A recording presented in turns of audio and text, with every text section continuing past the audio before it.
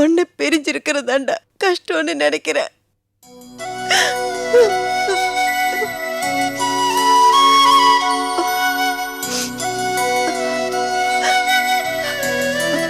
பரவாயில்லப்பா, எதுவுமே ஆரம்பத்துல கொஞ்சம் கஷ்டமா தான் இருக்கும்,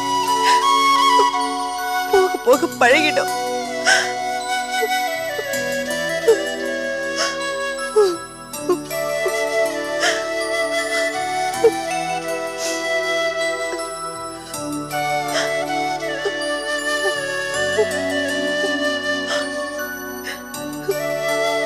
மகன் பரிமாறி அம்மா சாப்பிடறதுக்கு கொடுத்து வச்சிருக்கணும்டா.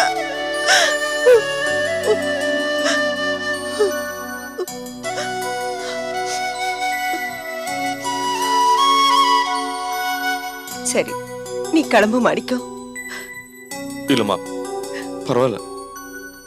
இல்லப்பா, அங்க எல்லாரும் இருக்காங்க, நீ போப்பா போ. இல்லம்மா, கொஞ்ச நேரம் இருந்துட்டு.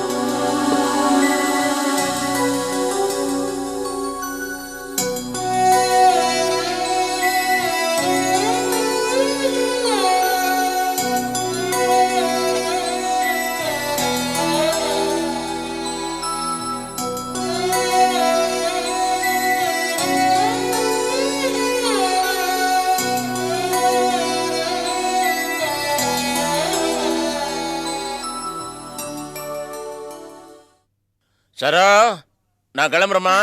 லீலா பொண்ணு சீக்கிரம் வா, பஸ்ஸுக்கு லேட் ஆச்சு. தம்பி நீங்க குளிக்கலாம். பரவாயில்ல.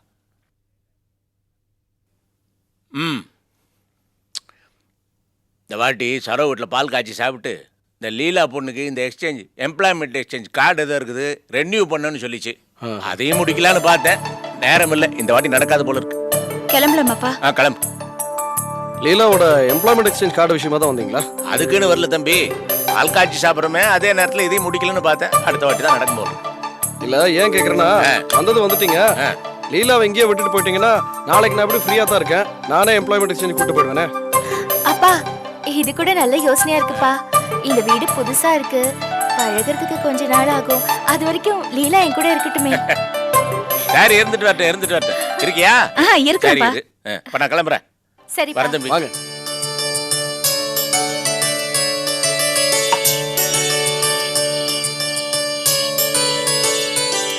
பாட்டியம்மா, என்ன ஐயா? ஊருக்கு கிளம்புறேன். போயிட்டு வாங்க. குழந்தை பாத்துங்க. சரி, பாத்துக்கிறேன். சின்ன வேற என்ன எடுத்துட்டு வரீங்களா? இருக்கட்டுமே. சரி, அப்ப நான் வரட்டுமா?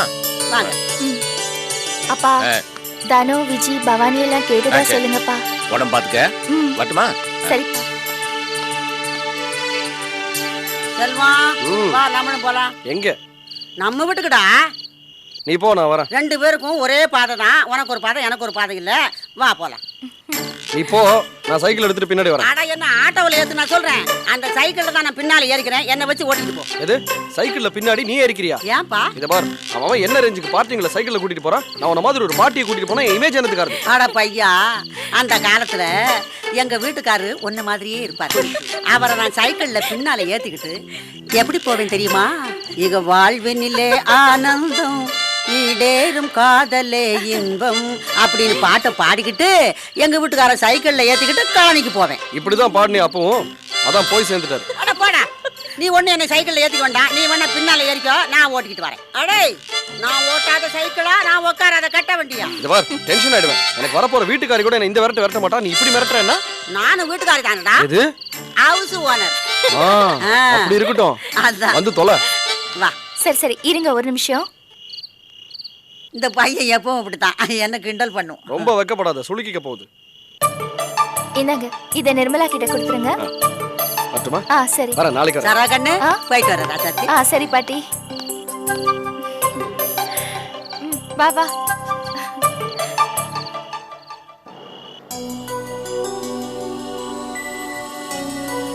மாணிக்கம், இந்தாப்பா பாலு. நீங்க சாப்பிடலாமா? இல்லப்பா, சாப்பிட்டதே இன்னும் திம்முன்னு இருக்கு. நீ இந்த பாலை குடிச்சிட்டு வீட்டுக்கு கிளம்பு. என்னம்மா விரட்டுற மாதிரி பேசுறீங்க? ஐயோ, நான் அப்படி சொல்லலப்பா. இன்னைக்கு தானே புது வீட்டுல பாலை காய்ச்சிருக்க. இன்னைக்கு நீ அங்கேதான் படுக்கணும். நான் அதுக்காக தான் சொன்னேன். நீ இந்த பாலை குடிச்சிட்டு வீட்டுக்கு கிளம்பு. அம்மா, நீங்க தனியா இருக்கீங்க, செல்வம் நிர்மலா யாருமே வரல. அவங்க வரட்டும், அப்புறம் போறேன். போறதுக்கு மனசு வர என்னப்பா மாட்டேங்குது.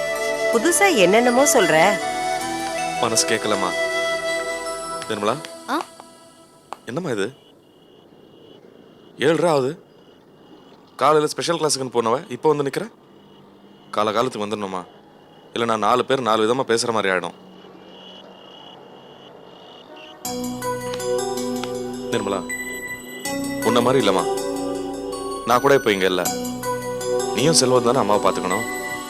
செல்வம் எப்போ வருவான் எப்போ போவான்னு யாருக்கும் தெரியாது. நீதாம்மா அம்மாவுக்கு துணையாக இருக்கணும். இப்படி பொறுப்பு இல்லாமல் இருக்கக்கூடாது. புரியுதா? என்னன்னு பேசிக்கிட்டே இருக்கீங்க? எனக்கும் ஓரளவுக்கு விவரம்லாம் தெரியும்.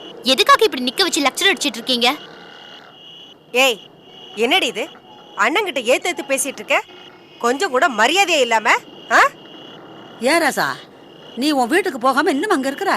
ஐயோ, நான் அப்பவே சொன்னேன் கிழவி. இவன் தான் நான் தனியா இருக்கிறேன்னு சொல்லிட்டு நீங்கள்லாம் வர வரைக்கும் துணையா இருக்கிறேன்னு இங்கே இருக்கிறான். இப்பதான் வந்தியா? கொண்டு போய் உள்ள வை.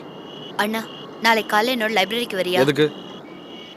என்ன லைப்ரரியில மெம்பரை சேர்த்து விடுன்னு சொன்னல, அப்படி சேர்த்து விட்டா எனக்கு தேவையான புக்ஸ் எல்லாம் ரெஃபர் பண்ணிப்பேன். அதான். நாளைக்கு எனக்கு நிறைய வேலை இருக்கு, இன்னொரு நாள் பார்ப்போம். ஆமா, நான் எப்ப கேட்டாலும் இப்படிதான் சொல்லுவேன். என்னமோ தினம் நான் உங்ககிட்ட ஹெல்ப் கேட்கற மாதிரிலாம் பேசுறேன். பாரு, சும்மா அந்த நோய் நோய்ங்கிற வேலை விடுறா.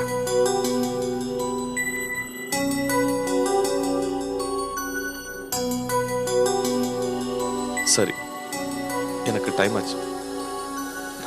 நான் கிளம்பணும். செல்வம், அம்மாவை நல்லா பார்த்துக்கிறா. நேரத்துக்கு எங்க இருந்தாலும் வந்துடுறேன். என்னண்ணே நீங்க? நாங்க பாத்துக்குவோம். என்னமோ அம்மாவை தன்னந்தனியா காட்டுல விட்டு போற மாதிரி சொல்றீங்க. சரிம்மா, நான் வரேன். உங்களை தினம் வந்து நான் பார்க்குறேம்மா. நீங்க ஒன்றும் கவலைப்படாதீங்க. சரிப்பா, நீ கிளம்பு. வரேம்மா. இப்போ மாத்திரைலாம் சாப்பிட்டீங்களாம்மா? மாத்திரை எல்லாம் சாப்பிட்டுட்டேப்பா. நீ கிளம்புப்பா. அம்மா, உங்களுக்கு ஏதாவது தேவைன்னா கடைக்கு ஃபோன் பண்ணுங்க, உடனே நான் வந்துடுறேன். கண்டிப்பா பண்றேப்பா. நீ என்னை பத்தி ஒண்ணு கவலைப்பட வேண்டாம். நீ கிளம்புப்பா. செல்வம், அம்மாவை பார்த்துக்கிறேன். கிழவி, நீயும் அம்மாவை பார்த்துக்க. பாத்துக்கிறப்பா, நீ சரவ பத்திரமா பாத்துக்க. வரேம்மா.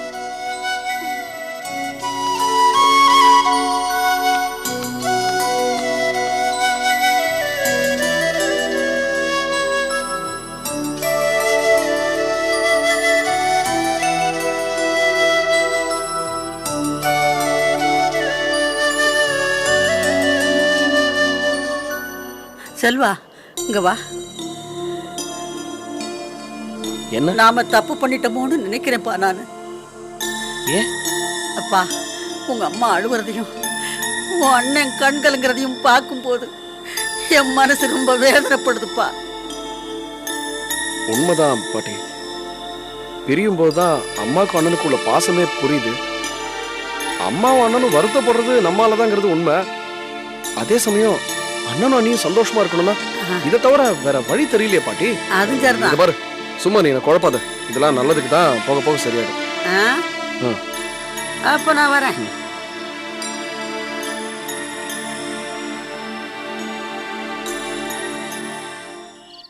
என்னக்கா, மாமா இன்னும் காணோம்? வந்துருவாரு. உனக்கு பசிக்குதா? சாப்பிடுறியா? மாமா வரட்டும்க்கா, சாப்பிடலாம். எப்பவுமே இப்படிதான் லேட்டா வருவாரா? இல்ல இல்ல, சில நேரம் தான் இப்படி லேட் ஆகும். என்னம்மா வெளியே இருக்கிறீங்க? காத்தோட்டமா இருக்கலான்னு. காலையில அவ்வளவு கூட்டம் போட்டு பாலை காய்ச்சினீங்க, ராத்திரி இவ்வளவு நேரமாச்சு 2 பொம்பளைங்க மட்டும் வீட்டுல இருக்கிறீங்க. வெளியே போன உன் புருஷனையும் காணா. ஐய, இந்த பழக்கமெல்லாம் அவ்வளவு நல்லா இல்லையே. அதில்ல பாட்டி, என் புருஷனுக்கு வேலை மார்க்கெட்ல. சாயந்தரம் கலெக்ஷனை முடிச்சிட்டு தானே வீட்டுக்கு வர முடியும். காலையில லாரி, ஆஃபீஸ், மார்க்கெட்டுன்னு அலைவாங்க. சம்பாதிக்கிறவங்க வீட்டில் இருக்க முடியுமா? என்னம்மா சொல்ற? உன் புருஷன் மட்டும்தான் சம்பாதிக்கிறாரா? இது 4 குடுத்தன இருக்கிற வீடு. கண்ட நேரத்துல வர்றது போறதுமா இருந்தா அவ்வளவு நல்லா இருக்காது. நடு ராத்திரியில கேட்ட திறந்துட்டு வந்தா குடுத்தனக்காரங்க வர்றான்னு நினைச்சோமா, இல்ல திருடன் தான் வந்தான்னு கண்டோமா? அம்மா, அனாவசியமா பேசாதீங்க. என்ன என்ன என்ன அனாவசியமா பேசிட்டாங்க? நீங்க பேசுறதெல்லாம் அப்படிதான் இருக்கு. நாங்க மாசம் மாசம் வாடகை தரது இங்க குடியிருக்கிறதுக்கு. உங்க அதிகாரம் ஆர்டர் எல்லாம் என்கிட்ட வச்சுக்காதீங்க, வேற எங்கேயாவது வச்சுங்க. என்ன நீ என்னென்னமோ பேசிட்டு இருக்க? வீடு என்னது? என் வீட்டுல குடி இருக்கிறவங்கள பத்தி நான் தெரிஞ்சுட்டு இருக்க வேண்டாமா? நாளைக்கு ஏதாவது ஒண்ணுன்னா நான் இல்ல பதில் சொல்லணும். கண்ட நேரத்துல வர்றதும் போறதுமா இருந்தா கேட்க மாட்டாங்களா? என்னம்மா, குடி வரவங்க யாரு என்னன்னு விசாரிச்சுட்டு தானே வீட்டை வாடகை விடுறீங்க. அப்புறம் என்ன 1000 கேள்வி? அவ்வளவு சந்தேகம் இருந்தா வீட்டை வாடகை விட கூடாது, கூட்டி வச்சுக்கணும். வாடகைக்கு இருக்கிற நீ வீட்டுக்காரங்க கிட்ட பேசுற மாதிரியா பேசுற? குடி இருக்கிறவங்கன்னா அவ்வளவு இலக்காரமா உங்களுக்கு? இது ஒன்றும் ஹாஸ்டல் கிடையாது. எங்களுக்கும் தொழில் இருக்கு, வசதிப்பட்ட நேரத்துல தான் வருவோம் போவோம். 1ஆம் தேதி ஆனா வாடகை எண்ணிட்டு உங்க வேலையை மட்டும் பாருங்க. அனாவசியமா மத்த விஷயத்துல எல்லாம் தலையிடாதீங்க. வயசான காலத்துல படுத்து ரெஸ்ட் எடுங்க போங்க.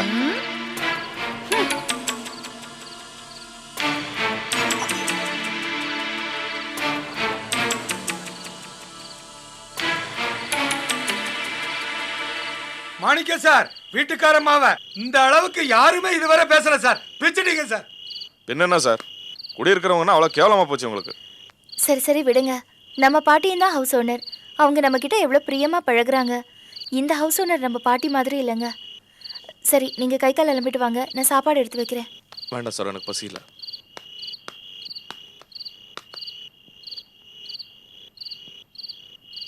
வா.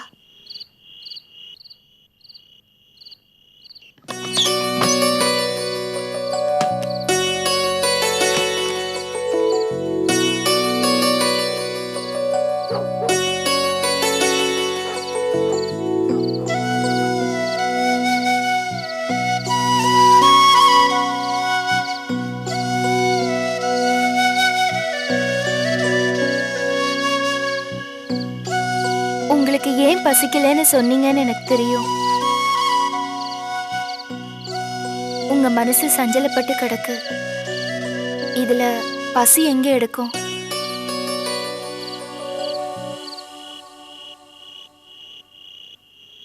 இல்ல சார், இத்தனை வருஷத்துல அம்மா விட்டு பிரிஞ்சு வேற ஒரு வீட்டுல இதுக்கு முன்னாடி கூட நிறைய தடவை வேலை விஷயமா வீட்டுக்கு போகாமலாம் இருந்திருக்கேன். ஆனா அப்போ சூழ்நிலை வேற. இப்போ இது கொடியை வெட்டிட்டு வந்த மாதிரி இருக்கு.